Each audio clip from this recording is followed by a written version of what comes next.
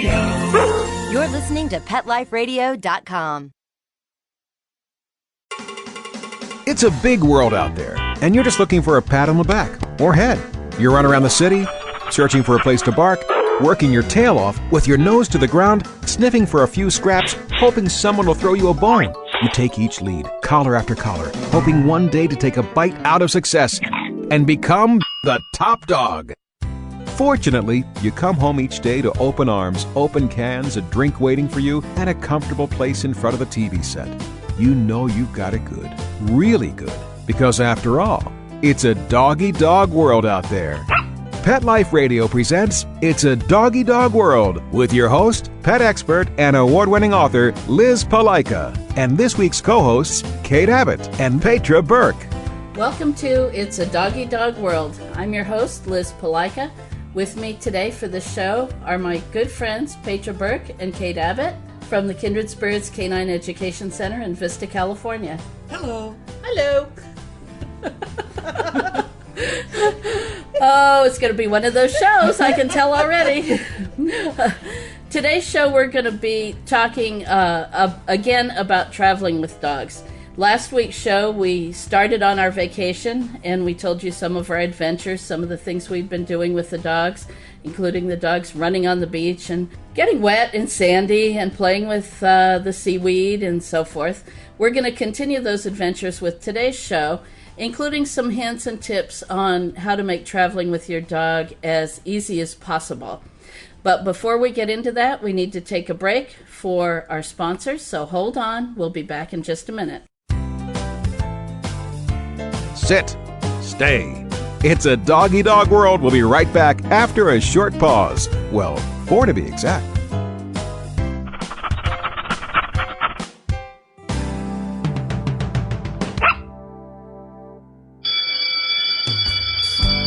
School's in session on Pet Life Radio with Teacher's Pet. Learn how to communicate with your pet, train your pet, and see the world from your pet's point of view. You may even learn a few tricks yourself.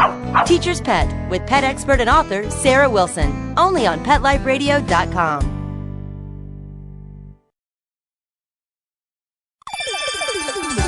Let's talk pets on PetLifeRadio.com.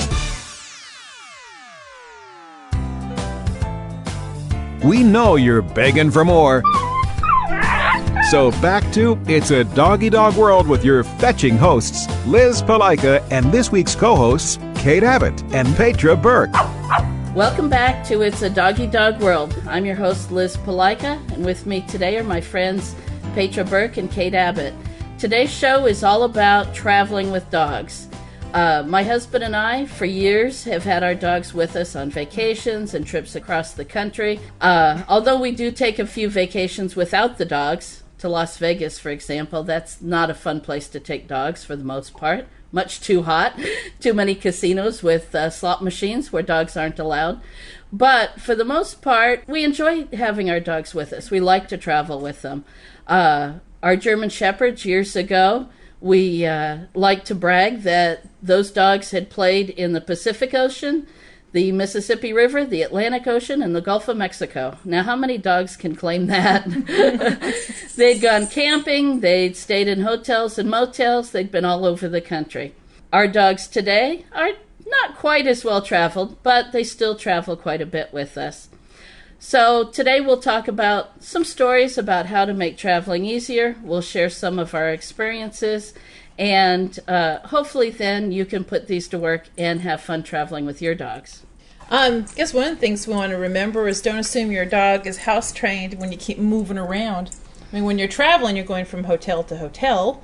Some dogs may be uncomfortable and may have an accident. It's not saying they're no longer house trained, but it's like moving into a new place.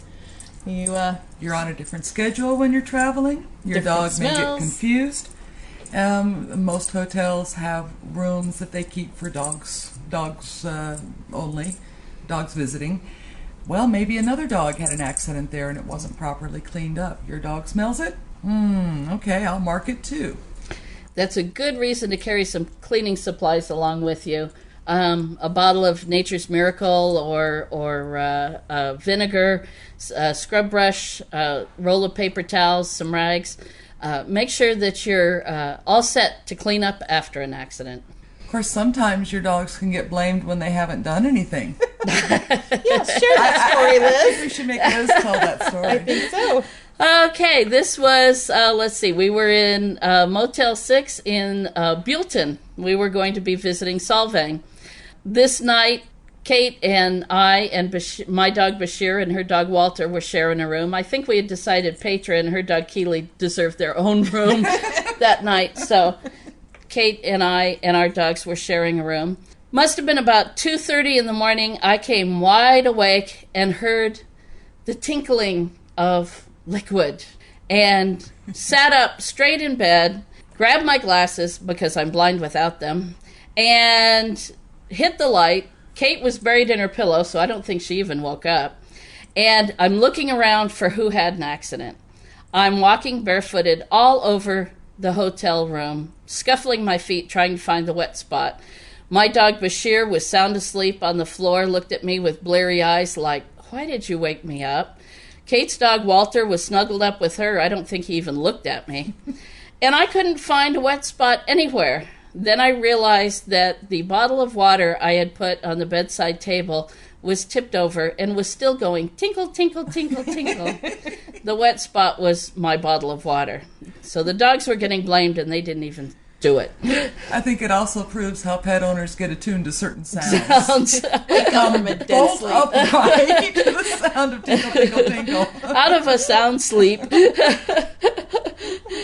So yeah, with house training, just be aware that your dog might have an accident. I have to say that in the week we were gone, none of our 3 dogs did have an accident. They were all very, very good. But because you're changing your schedule, you're traveling, you're changing rooms, it is a possibility. And of course, crate training is always a good idea. And make extra effort to take your dog out maybe a little bit more than normal. Go for little walks, get their bowels stimulated and to go, anything. Remember back when you were first house training your puppy and praise them when they do go where you want them to go. And use a consistent word when you want them to go in the right place. I'm sure all 3 of us out in the Motel 6 exercise yard for pets, which Motel 6 is usually very nice about having a little spot for pets. I'm sure non-dog owners think we're nuts as we stand out there going, "Good to go potty." 3 grown-up women talking baby talk to their dog. Good dog to go potty. And how excited we get when they do. But, hey, it works. All right. Along with cleaning, then keeping your own towels with you for muddy paws, much less house cleaning accidents. Or should it rain while you're on vacation? Oh, yeah, we ran into that problem. Not just keeping the hotel dear. room clean, but the van or your car clean, and in our case, the tent trailer, tent cabin. Trying to keep most of the mud on the outside. It was nice to have towels set aside just for dog paws and dog bodies. And also another thing to watch is watching your dog of the signs of stress or cranky. I always complain when Keely gets a little, I don't know, cranky. She's obviously tired, or with her little legs, she's like 5 steps to one of Bashir's. So she got cranky quickly. But stress can also be mental as well as physical. You know, whereas Keely needs to take 5 steps for every one of Bashir's, there can also be mental stress. If the dog's never traveled before, they're not quite sure what's going on. On this last trip we took, Bashir and Walter had both traveled before, but Keely hadn't. This was her first big trip. And so that's part of the reason why she got a little cranky sometimes. She didn't know what was going on. And figure in 7 days we stayed in 6 different places, and we went to 3 different beaches, and we went to the redwood forest, and we went to Solvang, and all these different places. So she did get a little stressed. There was some mental stress there. When your dog gets stressed, give them time to relax. Give them some more reassurance from you. Let them spend a little extra time snuggling maybe. give them a chance also to exercise, because exercise works out all kinds of stress. And one stress reducer for Keely's playing ball. So, well, first she found that lovely tennis ball, then we also bought her a new one. So we played ball to reduce that stress, or just sitting watching TV just to give us a break and have her snuggle and relax. And the massage helps, massaging your dog. The two boys fell a little more quickly into the pattern of get in the van and go to sleep. Yeah. But it took Keely a couple of days to get used to traveling and having her daytime naps that she was so used to at home, and being able to catch them in the van. I knew she'd finally become a traveler when she'd find that spot in the van to go curl up and just crash. Yep. Oh yeah, the one on top of the suitcases. And then also, you don't need to bring your dog to all the attractions. I mean, we stopped and watched the sea lions and took pictures, but we left the dogs in the van. So they don't need the to be mind everywhere. boggles at the thought of R3 trying to bark at 1,000-pound sea lions and scare them off. I'm sure the park ranger wouldn't have been happy about that either. Or the dogs. Yeah. One other thing to keep in mind is that while you're traveling, you need to find someplace where your dog can exercise, especially if he's not in a situation where there's going to be a yard, like your friend's yard or a training yard or something like that. Walking on a leash is fine, but most dogs are used to having a chance to run and play. If you can find a safe place, like the last motel we stayed at before we headed home, we found a nice little vacant lot in between two businesses that actually was fenced in, and it was not posted no trespassing, so we took advantage of it. Let the dogs run and play and chase and look for critters and chase the squirrels and do everything dogs love to do. That relieves stress, and it gives them a chance to exercise their bodies. So that's important. And make sure they have a reliable come. That's always extremely important. Before you do that, yes. Yes. You may want to take along 20 or 30 feet of light cord with a clip tied onto the end so that you can at least give them that much room to run and yet still have control over them. Keep them out of freeways and streets areas. Definitely. And of course, as we said in the last show, training before you take this trip is vitally important. Something else that you might want to consider when you're packing for the trip is toys. We all brought some of our dog's favorite toys with us. Quiet toys, not the really loud ones that might annoy the people in the next motel room. So no squeaky toys. Take the squeaker out of the toy. And then we also, of course, as good dog owners, had to hit every pet store we found on the trip and bought a couple new toys, one or two that were hits and one or two that never made it past their approval.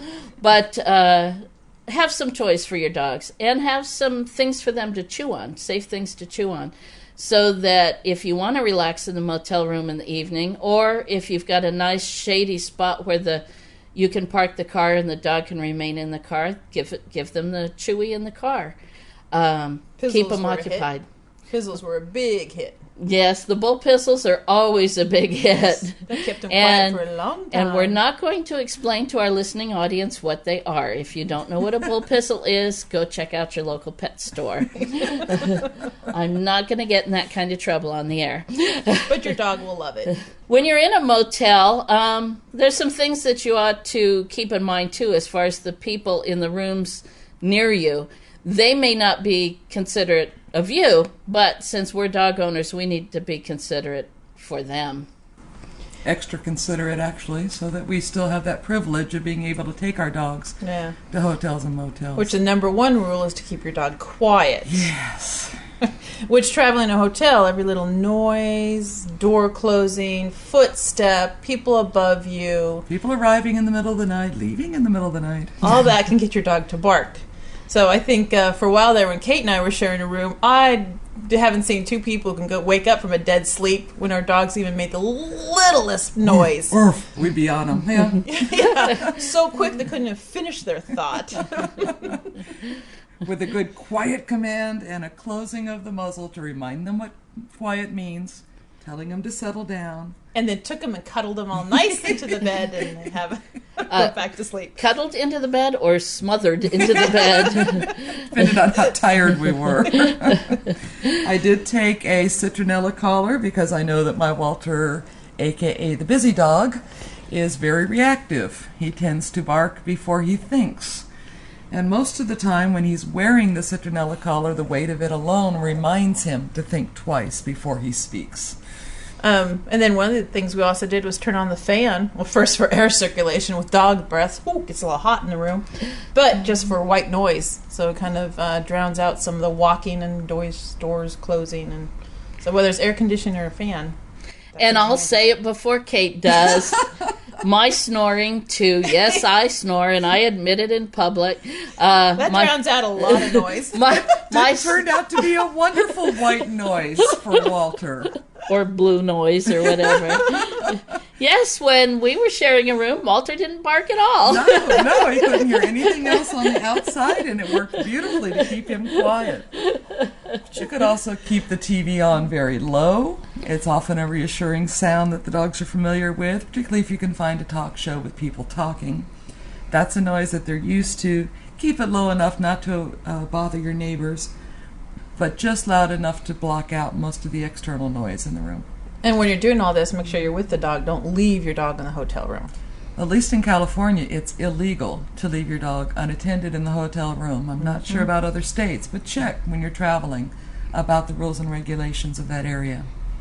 A lot of the nicer hotels that really cater to dogs offer dog pet sitting services, where they'll come to your room, sit with your dog if you want to go out for the evening, or they'll have references to local boarding kennels that allow you to do the same thing. Staying at those hotels was a little above our budget, at least for this trip. So we just chose to make sure that our dogs were with us.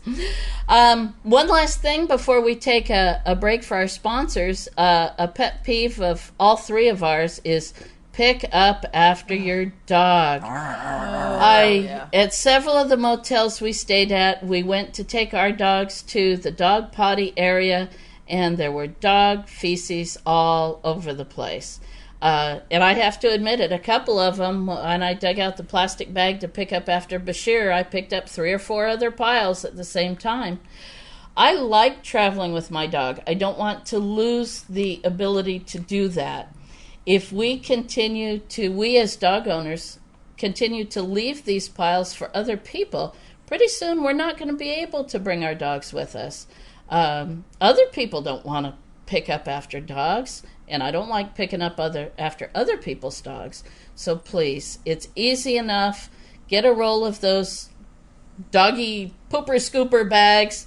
Throw one in your pocket every time you leave the car or leave the hotel room, and pick up after your dog. And as annoying as it is to pick up after dogs that aren't your own, go ahead and do it when you're out, just to help all of us that are trying to be responsible dog owners. It only takes one person stepping in it and carrying it home to think, all dogs should never be allowed. No, it happens when you're in the middle of the night, dog has to go to the bathroom, you have your flip-flops on and not your glasses or contacts in. At least you weren't barefoot. Well, thank goodness, but still. And then one last comment about picking up after your dogs. Once you pick it up in that plastic bag, put a knot in it. When you throw it in the trash can, especially if the sun's shining, if you haven't put a knot in it, that's going to be ugly for other people. So pick up after your dog, put a knot in the plastic bag, and toss it in the trash can. It's easy to do. It's not difficult. You just take that plastic bag, invert it over your hand, pick it up, pull the bag back down over, put a knot in it, and throw it away. I mean, you can't get much easier than that. All right now I'd like to take a break so that you can think about everything we've said. We need to give our sponsors a minute or two, so don't go away. Hold on, we'll be right back. Sit. Stay. It's a doggy dog world. We'll be right back after a short pause. Well, 4 to be exact.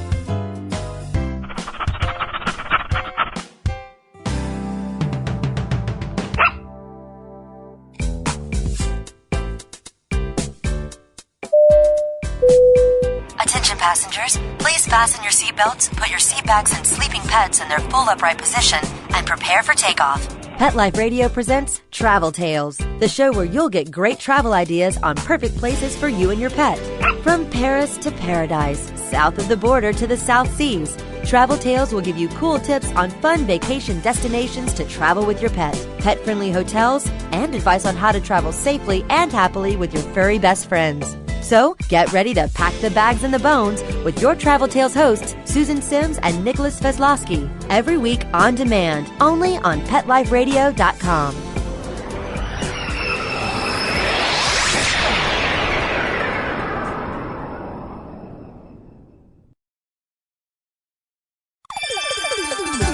Let's Talk Pets on PetLifeRadio.com.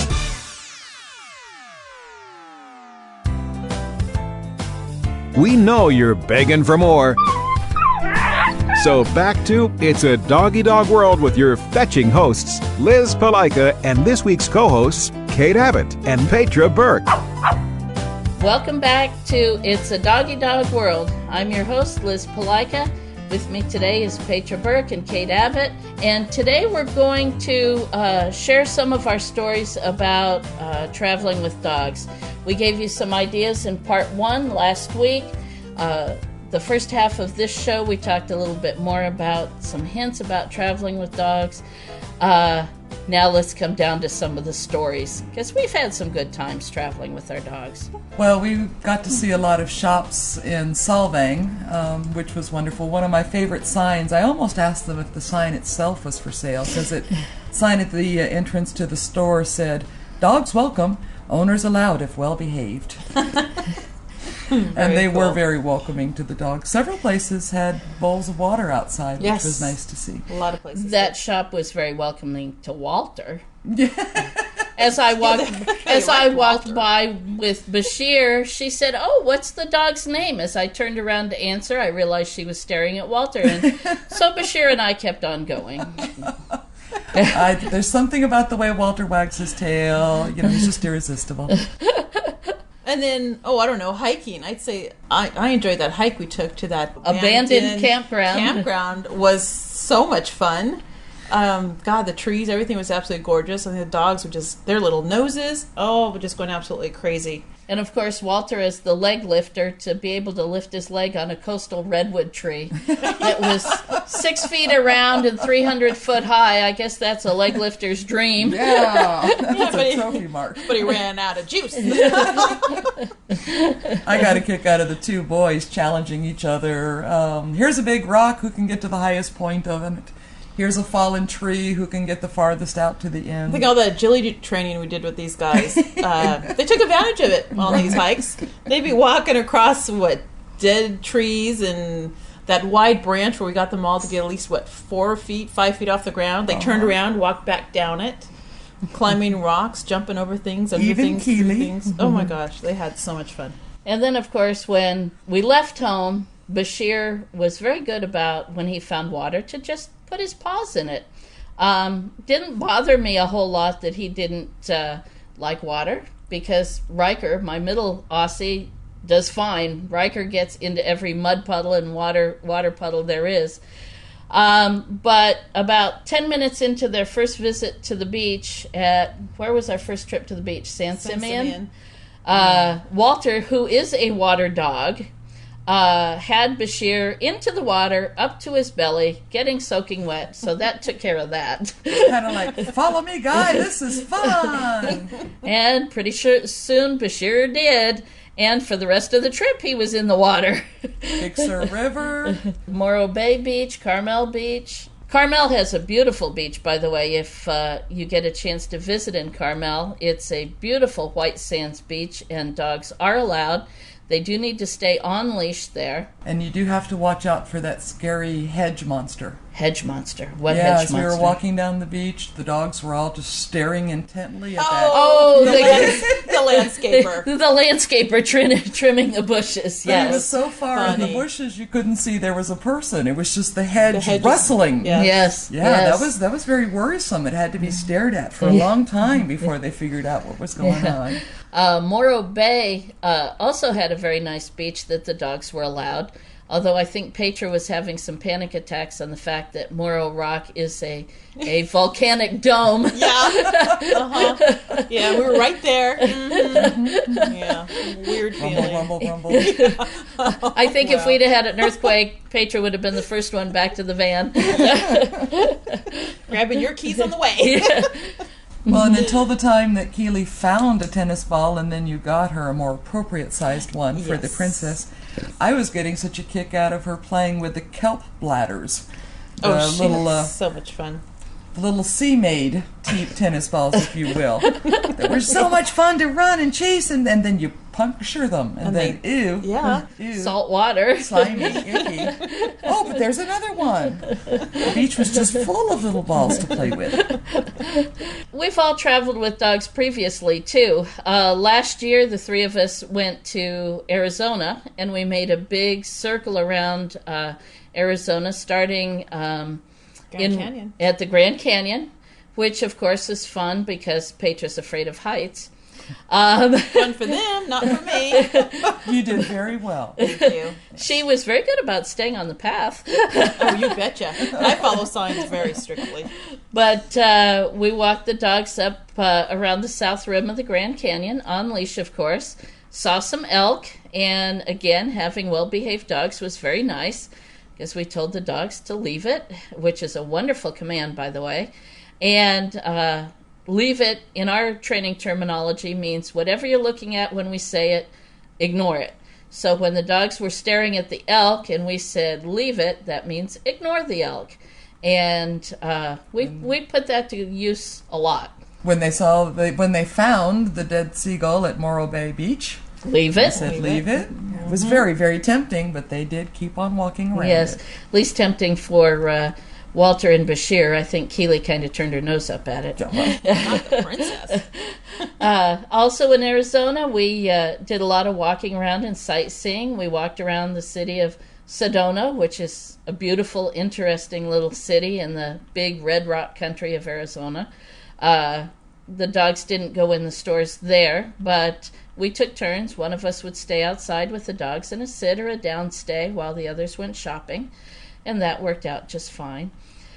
We went to the forests around Payson, Arizona, the big pine forest, evergreen forest, and again, the dogs got to run and play. And the year before that trip, Petra and I had gone out there, and the dogs had found a partial skeleton, which was quite interesting, and lots of bear tracks, which made us look over our shoulders at every little twitch and and twig crackling, and that's why you guys are so nervous. Yeah. When you travel with dogs in the woods, you find all kinds of things that you might not ordinarily find. Well, even around the hotel grounds that trip. Right. Was when we had found they had been putting out poison for the ground squirrels. Oh, right. Yeah. Yeah. And in the early morning squirrel. potty walk, we found a squirrel that was dying. Unfortunately, which was very sad, but the dogs were immediately attracted to it. Well, it sounded just like a squeaky toy. Yes, it was moving. Laying on its side, squeaking and kicking its legs. It was just, calling to the dogs to come play with it. And again, that leave it command was wonderful. Yep. Didn't have to fight, try to grab a carcass out of a dog's mouth or have the dogs fight over it. They just said, oh, gosh darn, and kept moving. Backed off. Yep. Yeah. Yep. Oh, we walked around the pond in Payson with all the ducks and the geese. Oh, right. yes. And our dog's so used to herding geese and ducks, the leave it was very important. No, really, we could put them all at one end of the lake. We could. They really wanted to. That was fun.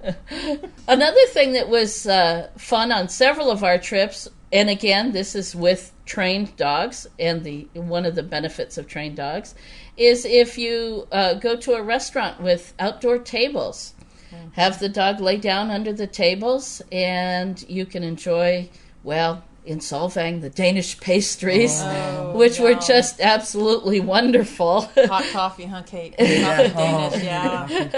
But it was impressive. We'd walk away, and people go, oh, didn't know there was dogs here. Didn't even hear them. Yeah. And especially with 3 dogs under the table, the fact that people didn't even notice they were there. You'd notice the children run around everywhere, but didn't notice there were dogs. And the dogs enjoyed that too. Granted, when we had the Danish pastries, we didn't share any with the dogs, or at least I didn't. No, they may have gotten some croissant crumbs, but that was about it. But I think the dogs are ever hopeful that perhaps if we're eating on the table above them, something might fall down. Well, they did get clam chowder a few days before. True. Up in Monterey, Isn't there something fishermen's. about a chowder head? Yeah. Kate made Walter and Keely chowder heads as she Yes. dumped her bowl of chowder, clam chowder on We them. were on Fisherman's Wharf in Monterey and stopped. They had clam chowder. I, of course, found something that wasn't fishy. So good, huh, Kate? It was wonderful. Served in that nice, thick, crusty sourdough bread roll. Yum. Luckily, Bashir was out of her target range, but Kate spilled it down the front of her, on top of Walter, on top of Keely. Keely, of course, was extremely annoyed. Bashir then tried to lick it off Walter and lick it off Keely, much to their chagrin. It did keep them all busy for a while. It did. Yeah. That's very true. Yes. In that instance, the dogs were noticeable. And they were rewarded for laying right under the table and being good. That was a big reward there, Kate. So, anyway, those are some of our stories about traveling. Lots of good information for you, I hope. If nothing else, just think about traveling with your dogs in the future. Although I don't have a problem with you and your significant other taking off on your own. We do it once in a while. But traveling with your dogs adds a whole new adventure. To the travel. Yeah, a whole new dimension to traveling. You see things that you might not ordinarily see. You're probably going to get out and walk more than you might ordinarily do. When you're traveling, it's too easy to just sit in the car and drive and look out the window. With your dog, you're going to get out and walk. You're going to take some hikes around the campgrounds. You're going to walk around the city. You're going to look for places where your dog can exercise, and it'll give you a whole new dimension on the travel. The AAA tells you when driving long distances, get out every couple of hours and walk around for your own health. Well, when you're traveling with a dog, you're going to do choice. that. No choice, you just do it. So, big things to remember. Keep your dog on leash. Do some training ahead of time. Think safety. And then, of course, be considerate for other travelers. Make sure that they don't regret that you've brought your dog with Be you. a responsible dog owner. One last story from me is when we were in Sedona, we stayed at the same hotel I'd stayed at with my previous dogs a couple of years prior to that trip. And on that trip, I had gotten up in the early morning hours to walk the dogs, and they had done their business. And as I was bending over with my plastic bag over my hand, a woman appeared out of the misty fog and rushed over to me and gave me a great big hug and said, thank you for picking up after. And once I kind of woke up a little bit, 'cause I was still in my robe and flip-flops. After you'd been attacked by this unknown woman. She explained that she was the manager of the hotel. And the hotel was near a residential area, and a lot of people hadn't been picking up after their dogs, and the residents in the homes had been complaining. And they were worried that they were going to have to change their policy at the hotel to no more dogs because of that. Well, So she luckily was they so had not delighted. changed because we enjoyed our night Yes. there. Yeah. She was so delighted she was like, would you like a whole bag of a roll of baggies? Here you go. But just spread the word. I don't like to see it at home. I don't like to see it when traveling. Pick up after your dog. Yes. I don't want to step in it when I'm half asleep. Thank you. Well, that's it for this show for It's a Doggy Dog World. Our next show ought to be kind of interesting, so check back with us. We're going to talk about all those oodle dogs and doodle dogs and Oodles of doodles. oodles of doodles. Run, Walter, run! Oodles of doodles and cockapoos and charchons and roddy doodles and and puggles and all those. We're going to talk about what a breed is, what's a purebred, what's a mixed breed, and what the story is with all these hybrids. So that ought to be an interesting show. So thanks again for listening. This is Liz Palika with Petra Burke, Kate Abbott of Kindred Spirits Canine Education Center in Vista, California. Thanks for listening to It's a Doggy Dog World. Bye-bye. Bye-bye. Having a rough day? Longing for the dog days of summer? Think your fun furry friend lives a dog's life? Well, find out everything you're begging to know as Pet Life Radio presents It's a Doggy Dog World with pet expert and award-winning author Liz Palaika. Every dog has his day, and you'll find out how to make your dog's day fun and rewarding every week on demand, only on PetLifeRadio.com.